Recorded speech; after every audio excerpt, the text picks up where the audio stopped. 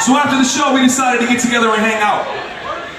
And what we did is we sat in a tour van and we traded songs. And what that means is, you know, I played him some new shit that nobody heard yet, and he'd play me some new shit that nobody heard yet. And we would go back and forth like this for hours while I smoked weed and he drank water.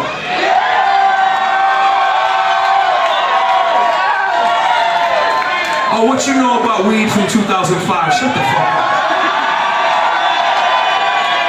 And so there we was in the band listening to some shit, right? And I was playing stuff for him that would eventually show up on the You Can't Imagine How Much Mohawk We're Having. And for the most part, it was a great time until we got to one specific song on that record, and I started to feel embarrassed to be playing this song for my friend. And I don't know where that came from, because I'm usually not the dude that gets embarrassed. Like, I don't give a shit. And so, here I am feeling funny, and it's like, it's almost like Merce knew exactly what I was going through, because he reached over and he turned off the CD, oh I'm sorry, CDs, they're these things that we used to use.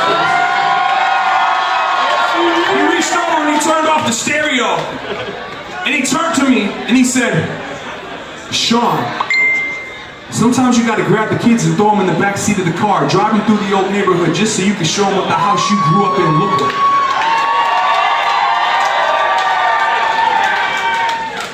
I have no idea what the fuck that meant. But on cue, just like pop, I turned to him and I said, Merce, I used to know this woman who had the most beautiful tattoos on the top sides of both of her head.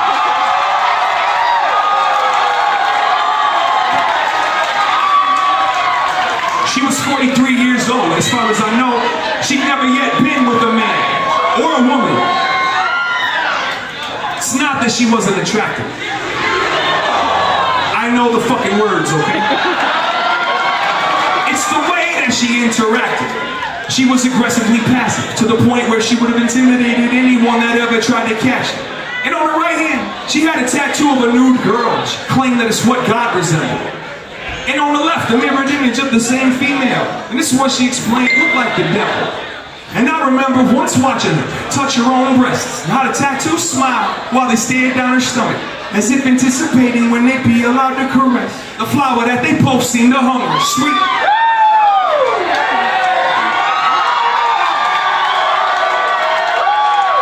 Yeah, sweet flower, right?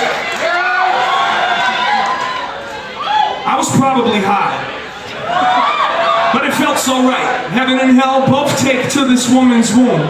It didn't make sense how she could commence touching herself with me wide awake in the same room. But if I've learned anything in my years, I've learned I no longer believe in surprise. But what happened next damn near stole my fear. The tattoos